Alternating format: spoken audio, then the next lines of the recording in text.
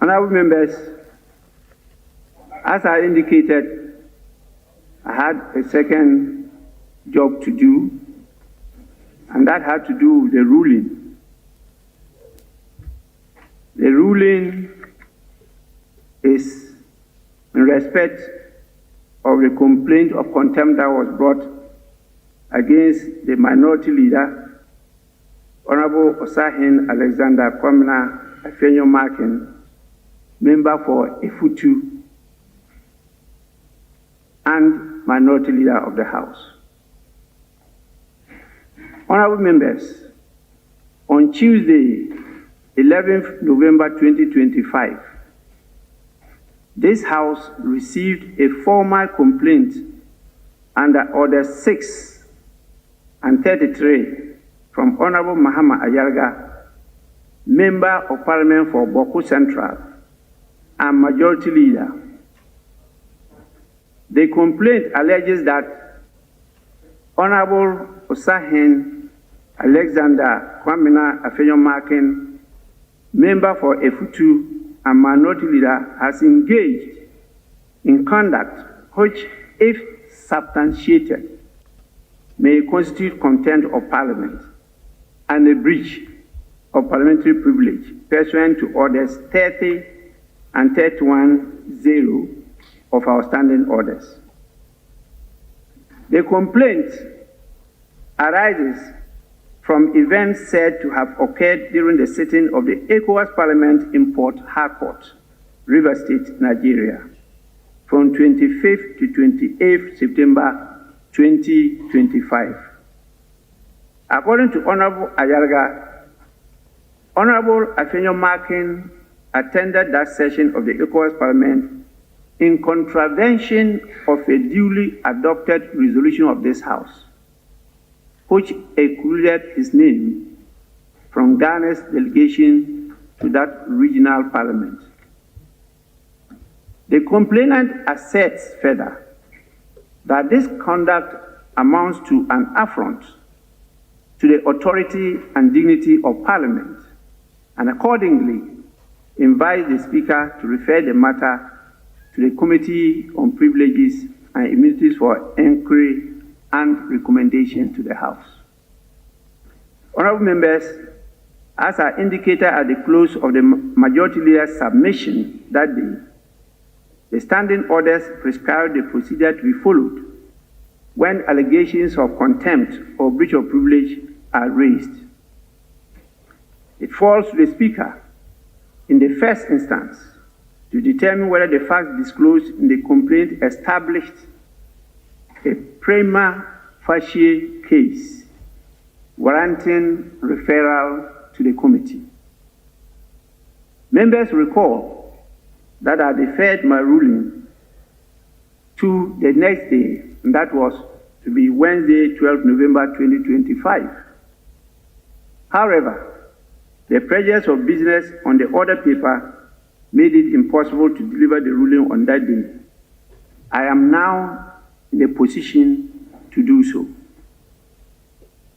In considering this matter, I have reflected carefully on the facts alleged, the standing orders, and the relevant constitutional and statutory provisions governing 1, the authority of Parliament, 2, the binding force of parliamentary resolutions, and 3, the scope of Parliament's contempt jurisdiction. What is the nature and effect of a resolution of Parliament? Honorable members, a resolution of Parliament is a formal act through which the House expresses its collective will on a matter properly before it. Once adopted, a resolution becomes a binding decision of the House until it is rescinded, suspended, or varied in accordance with the standing orders of the House. A resolution, therefore, has continuing effect, and the Speaker, as the presiding authority, is bound to give effect to it. While the Speaker may clarify the scope or meaning of a resolution, he cannot amend, modify, or disregard it unilaterally. Honorable members, this principle reflects the doctrine of collective responsibility. When Parliament speaks through a resolution, that decision binds all members, irrespective of political affiliation, leadership status, or personal opinion. As Eskime reminds us, and I quote Eskime, the dignity of Parliament depends upon the observation of its rules, and the authority of Parliament depends upon their enforcement, unquote. This is the foundation upon which parliamentary collective responsibility rests. So what is the power and scope of Parliament's contempt jurisdiction?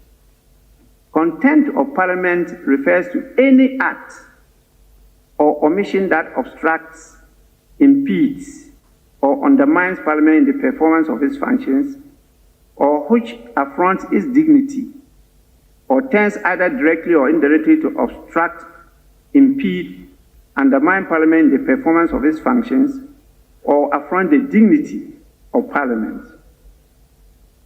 Parliament's power to address contempt is inherent in its constitutional status as a coordinate arm of government and is expressly recognized under Article 122 of the Constitution, Order 30 of the Standing Orders, and Section 26 of the Parliament Act 1965, Act 300. Honorable members, the jurisdiction to sanction contempt is not limited to acts committed within the chamber. The relevant test is whether the conduct, wherever it occurs, has a direct or indirect tendency to obstruct, diminish, or bring Parliament into disrepute or ridicule. Parliament may therefore exercise its contempt jurisdiction over conduct occurring outside the presence of the House, where such conduct undermines the institution's authority or impairs its ability to give effect to its decisions. Honorable members, I note that the specific instances of contempt listed in the standing orders, such as disorderly behavior, deceit, or disobedience of an order issued by the presiding officer, do not expressly identify non-compliance with or disregard of a resolution as a distinct ground of contempt.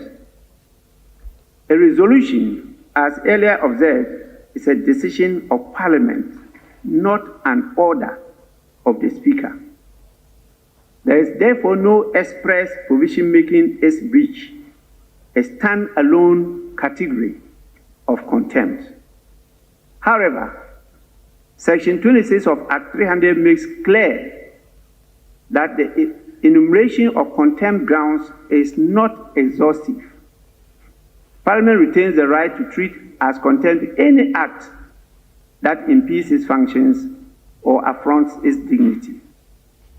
Order 31A similarly contemplates conduct, whether specific or general, that brings Parliament into disrepute or undermines its institutional authority. It is within this broader category that the present allegation must be assessed. Honorable members, it is useful to consider what constitutes an affront to the dignity or authority of Parliament. Orders 30C and 31 prove directly or indirectly brings Parliament into disrepute or which undermines its authority, reputation, or dignity may amount to contempt. These capture behavior that, while not obstructing proceedings, undermines Parliament's standing, coherence, or credibility. An affront to the dignity or authority of Parliament may arise where a member's conduct A. challenges or disregards a valid act or decision of the House. B. diminishes the institutional authority of Parliament or the Speaker. C. undermines public confidence in the discipline, unity, or dignity of Parliament. Or D. brings Parliament into disrepute before state organs or external bodies.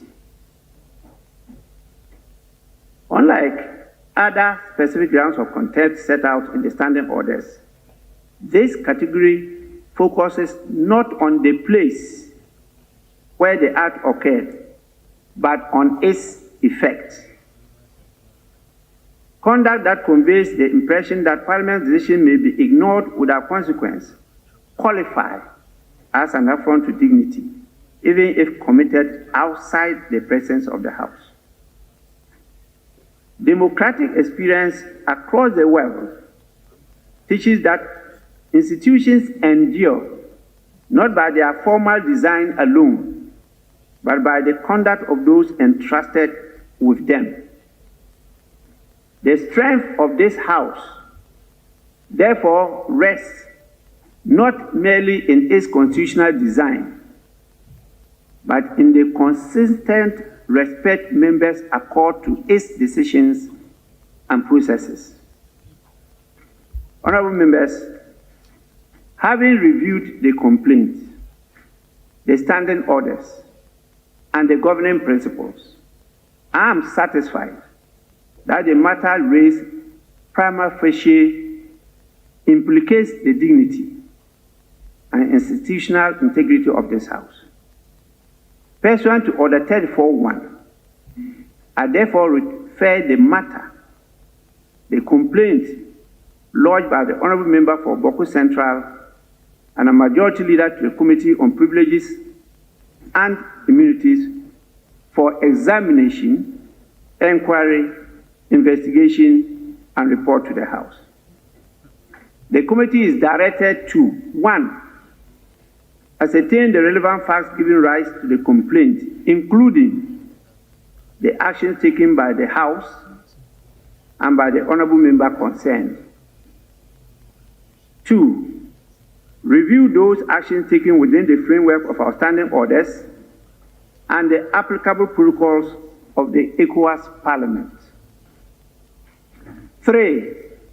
Determine whether the conduct, if established, constitutes contempt of Parliament or a breach of privilege under Orders 30 and 31A. And 4. Make appropriate recommendations to the House for its consideration. In conclusion, honourable members, whatever our political differences, the authority of Parliament rests on a shared commitment to respect its decisions and uphold the integrity of its processes. Allegations that a member has disregarded a decision of this House must therefore be examined with fairness, constitutional fidelity, and a clear regard for the institutional independence of Parliament. I urge the committee to discharge its mandate with diligence, impartiality, and decorum, ensuring that all parties are given a fair hearing. Until the committee completes its inquiry and responds to the House, and reports to the House, I advise honourable members to refrain from public commentary on this matter in order to preserve the dignity and unity of this august House. I thank all of you for your attention, and I pray that discipline will prevail in this matter. Thank you so much.